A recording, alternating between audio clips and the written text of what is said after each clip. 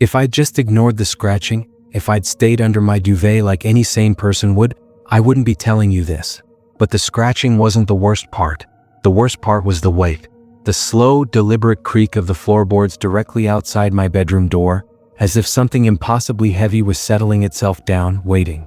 It was a Tuesday night, if memory serves. A blustery autumn evening, the kind where the wind sounds like a lonely whisper through the eaves. I was home alone, my folks off on a last-minute weekend getaway. I was 17, old enough to relish the freedom, but young enough for the silence of an empty house to still feel vast. I'd spent the evening binging some cheesy horror movie, the kind that's just loud enough to drown out your own thoughts. Around midnight, I decided to call it a night. I remember lying in bed, staring up at the popcorn ceiling, trying to empty my head. The wind outside picked up, rattling the old sash window in its frame. Then it started. A faint, almost imperceptible scratch coming from downstairs. My first thought was mice. We lived in an old Victorian, and field mice were an occasional, annoying reality. I tried to ignore it, pulling the covers tighter, but it wasn't the frantic, skittering sound of a mouse. This was slower, more deliberate, like tiny sharp nails being dragged across wood. And it wasn't from the kitchen or the living room. It was coming from the hallway near the base of the stairs. I sat up, my heart starting its slow thud against my ribs. I strained my ears, holding my breath. The scratching stopped. A wave of relief washed over me. See, just my imagination playing tricks in the dark. I lay back down, trying to convince myself. That's when I heard it again, this time closer. Definitely on the stairs. Scritch, scritch, scritch. It wasn't just the sound, it was the rhythm. Too regular to be an animal. And the weight, there was a subtle creak with each scritch, as if something was slowly, laboriously pulling itself up the wooden steps. I squeezed my eyes shut, pulling the duvet over my head. This wasn't happening. This was a nightmare. This was the lingering fear from the movie I'd just watched. My logical brain was screaming, "Go back to sleep," but my primal fear was gripping me, freezing me in place. I must have stayed like that for what felt like an eternity, rigid under the covers, listening. The sounds continued, getting closer, floorboard by floorboard. The old wood groaned under a shifting weight, a rhythmic, dragging sound accompanying the scratching. It wasn't fast. It was agonizingly slow. Each creak, each drag felt like it was pulling me deeper into some nightmare I couldn't wake up from. Then silence, a deafening silence. It was worse than the sound. My ears were ringing with the anticipation. Had it stopped? Had it gone back down? I slowly, cautiously pulled the duvet down an inch, just enough for my eyes to peek out. My bedroom door was shut as I'd left it. The moon cast a pale, ghostly light through the gap in my curtains, painting stripes across the carpet. Nothing. I let out a shaky breath, trying to calm my frantic pulse. Okay, it had stopped. Maybe it really was just an animal, or the house settling, or the wind playing tricks. I was trying to rationalize, trying desperately to find a normal explanation. Then came the weight. It wasn't a sound at first, more of a feeling. A subtle shift in the air, a drop in temperature maybe. And then a deep, resonant creak, directly outside my bedroom door. Not a sudden, sharp creak, but a slow, sustained groan of wood, as if something incredibly heavy was settling itself onto the floorboards, right on the other side of the door. My breath hitched. It was just there, inches from me. I could feel it, not physically, but with every fiber of my being. The presence. It wasn't a shadow I saw or a breath I felt. It was an oppressive, crushing weight, radiating through the thin wood of the door, filling my room. My imagination, fueled by fear, conjured a dozen monstrous images, each one worse than the last. A hunched, ancient thing. Something crawling. Something waiting. The creaking stopped. Again, the silence was absolute. I couldn't move. I couldn't breathe properly. My eyes were fixed on the door, willing it to stay shut, praying whatever was out there would just go away. Then the scratching started again. Softly at first, then a little louder. Not the frantic scritch, scritch, scritch from downstairs. This was a methodical, almost deliberate tap, tap, tap against the wood of my door. Like long, skeletal fingers gently, tentatively knocking, or testing the surface. Each tap sent a jolt of ice through my veins.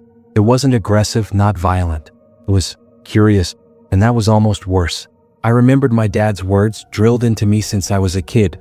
If you're ever scared, kiddo, don't make a sound. Don't let him know you're there. I clamped my hand over my mouth, stifling a whimper. Tears pricked at the corners of my eyes, blurring my vision. My heart was a frantic drum against my ribs. The tapping continued, moving slowly across the door's surface, from top to bottom, as if tracing the outline of the wood. Then it paused at the bottom just above the floor. And then the most terrifying sound of all, a soft, almost imperceptible sniff, right beneath the crack of the door. It sounded wet, like something with a cold, damp nose was pressing itself against the gap, trying to inhale my scent. I could almost feel the cold air seeping in, carrying with it a faint, earthy smell like damp soil and something metallic. I clamped my eyes shut again, pulling the duvet up so high it almost suffocated me. My entire body was trembling. I just lay there, paralyzed, listening to the silence, waiting for the next horror. But there was nothing. No more scratching, no more sniffing. Just the relentless pounding of my own heart in my ears. I don't know how long I stayed like that. Hours maybe. I remember the moon shifting, the light fading as dawn approached. Only when the first sliver of gray light pierced through my curtains, painting the room in dull, familiar hues, did I dare to move. Slowly, carefully, I slid out of bed. My legs felt like jelly. I crept towards the door, my eyes fixed on the bottom crack. Nothing. I reached out, my hand shaking, and twisted the doorknob. It opened with a soft click. The hallway was empty. Bathed in the weak, growing light of morning, it looked utterly mundane. The same worn carpet, the same faded wallpaper. There was nothing. No trace of the scratching, the weight, the sniffing. But then I looked down. On the polished oak floorboards, directly outside my door, where the weight had settled, where the sniffing had occurred, there were 3 distinct, deep gouges. Not scratches, gouges. Like something impossibly heavy had rested there for a long time, and then slowly, deliberately, scraped away at the wood. Each gouge was about 3 inches long, perfectly parallel, and deep enough that the raw lighter wood underneath showed through. They looked like they'd been made by claws, or something worse. I never told my parents. What could I say? Something heavy and clawed waited outside my door all night? They'd think I was crazy or just had a vivid nightmare. But those gouges, they were real. And they stayed there, a permanent reminder. And sometimes, late at night, when the house is quiet and the wind howls just so, I swear I can still hear the faintest scritch, scritch, scritch coming from downstairs, slowly making its way up the stairs. And I always make sure my door is double locked.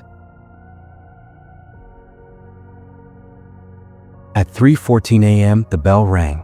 Not my doorbell, not the distant chime of the old church clock, but a faint, melodic ting-ting-ting that seemed to come from inside my apartment, just beyond the bedroom door. And there was nothing there to make that sound.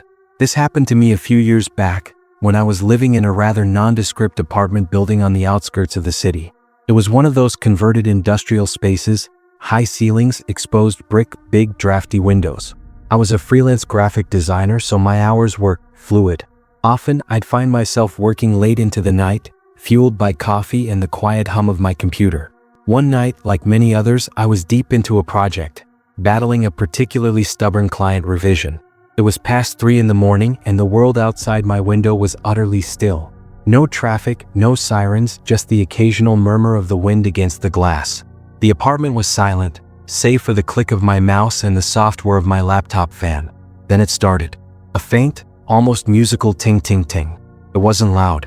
It was soft, delicate, like a tiny bell. The kind you might find on a cat's collar or a decorative charm. But there was no cat in my apartment. No pets at all. And it sounded like it was right there, just outside my bedroom door, in the short hallway leading to the living room. I paused, my hand hovering over the mouse. My first thought was, obviously, that I was just tired and imagining things. I shook my head, rubbed my eyes. The sound stopped. See, just my brain playing tricks. I went back to my design. A minute later, it happened again. Ting, ting, ting. Same soft, melodic quality. Same precise location. This time, I knew I wasn't imagining it. My skin prickled. I pushed my chair back slowly, my heart starting to pick up its pace. I live alone. My neighbors are quiet. There's no one else in my apartment. So what was that sound? I stood up, moving silently towards my bedroom door. It was slightly ajar as I usually left it. I peered through the crack into the darkened hallway. Nothing. Just the shadows thrown by the faint glow of the streetlights outside. I took a deep breath, trying to calm the sudden tremor in my hands. "Hello?" I called out, my voice sounding ridiculously small in the vast silence of the apartment. No answer. Of course not. I pushed the door open fully, revealing the short stretch of hallway, the archway leading to the living room, and the closed door to my tiny bathroom. Nothing was out of place. No dropped keys, no strange objects. Just normal. I walked into the living room, flipping on the main light. The room was bathed in a harsh, sudden brightness. My carefully arranged minimalist furniture, my stacks of art books, all exactly where they should be. I checked under the sofa, behind the curtains. Nothing. I stood in the center of the living room, feeling utterly disoriented. What was that? A hallucination? A trick of the old building? I considered the possibility of a breeze somehow rattling something, but there was no draft and the sound was too distinct, too bell-like. I eventually convinced myself it must have been an outside sound, carried strangely by the building's acoustics. A wind chime from a distant apartment, perhaps. I went back to my computer, trying to regain my focus. The work was still waiting. But every few minutes, my eyes would dart towards the bedroom door, then to the hallway. I felt a prickling sensation on the back of my neck. I kept my desk lamp on, leaving the rest of the apartment in shadow. The silence, which had once been comforting, now felt heavy, expectant. Then, just as the clock on my computer clicked over to 3:14 a.m., it happened again. The soft, melodic ting-ting-ting. This time, it wasn't just in the hallway. It was like it was everywhere. Faint, echoing, but undeniably present. It seemed to come from the walls, from the floor, from the very air around me. My blood ran cold. This wasn't acoustics. This wasn't an outside source. This was inside, with me. I froze, listening. The sound continued for a few agonizing seconds, then faded into silence. My heart was pounding so hard I could feel it vibrating in my throat. I squeezed my eyes shut, willing myself to wake up from this bizarre dream. But my eyes snapped open, and the silence was still there, vast and unsettling. I spent the rest of the night huddled in my chair, the desk lamp my only comfort, jumping at every creak of the old building. I didn't get any more work done. I just waited for the sun to rise, praying that daylight would banish whatever spectral bell had decided to haunt my apartment. When morning finally came, painting the city in cheerful oranges and yellows, I felt a sense of immense relief. It was just a weird night. A sleepless mind playing tricks. I went about my day trying to forget about the phantom bell. That evening a friend called. She knew I lived in the building and was an amateur historian of sorts. She'd been digging into the history of the old industrial block. "Hey," she said, her voice bright. "Guess what I found out about your building? Before it was factories, it was part of an old orphanage in the late 1800s. Really old, like pre-World War I stuff." My stomach clenched. "An orphanage?" I repeated, my voice tight. "Yeah. And here's the creepy part," she continued, oblivious to the dread now coiling in my gut. "They had this thing. For the younger kids, the ones who were too small to reach the regular pull cords, they tied little bells to their wrists. So if they woke up in the night or needed help, they could just shake their arm and a nurse would hear it from down the hall." My blood ran cold. "Bells?" I whispered. "Yeah, tiny silver ones. Imagine just a little ting-ting-ting in the dead of night, calling for help." I don't remember what else she said after that. The phone felt heavy in my hand. I felt a chill that had nothing to do with the draft from my window. That night, I didn't work late. I tried to go to bed early. But as the hours crawled by and the city lights dimmed, I couldn't shake the image of those tiny wrists, those desperate children, those little bells. Around 3 a.m., I felt a familiar dread. I tried to focus on my breathing, tried to convince myself it was just a coincidence, a story my friend told me, now amplified by my fear. Then, at precisely 3:14 a.m., it happened again. The soft, delicate, utterly unmistakable ting-ting-ting from the hallway just outside my bedroom door. This time, it wasn't just a sound. This time, I felt a cold breath on my face and a fleeting, almost imperceptible pressure on my wrist, as if something tiny, unseen, had gently bumped against it. The sound wasn't echoing from the walls anymore. It felt like it was right next to my ear. I didn't open my eyes. I couldn't. I just lay there, rigid, listening to the small, mournful chime fade into the silence of my apartment. I knew then that it wasn't the building or the wind or my imagination. It was something else. Something that had been trying to call for help even after all these years. And I was the one who could hear it. I moved out 2 weeks later. I still get chills when I hear a distant bell chime. I've never told anyone this before, not really. How could I? It sounds insane, but I think I saw something at those crossroads, something that wasn't human, and I've been haunted by what I did or didn't do ever since. This takes me back about 15 years to a summer job I had just after high school. I was working at a small, independent delivery service, mostly ferrying packages between rural towns in the middle of nowhere. It meant long hours, often driving deserted back roads late into the night. Most people found it tedious, but I loved the solitude, the wide open spaces, the feeling of being utterly alone under a sky bursting with stars. One route, in particular, was notorious among the drivers.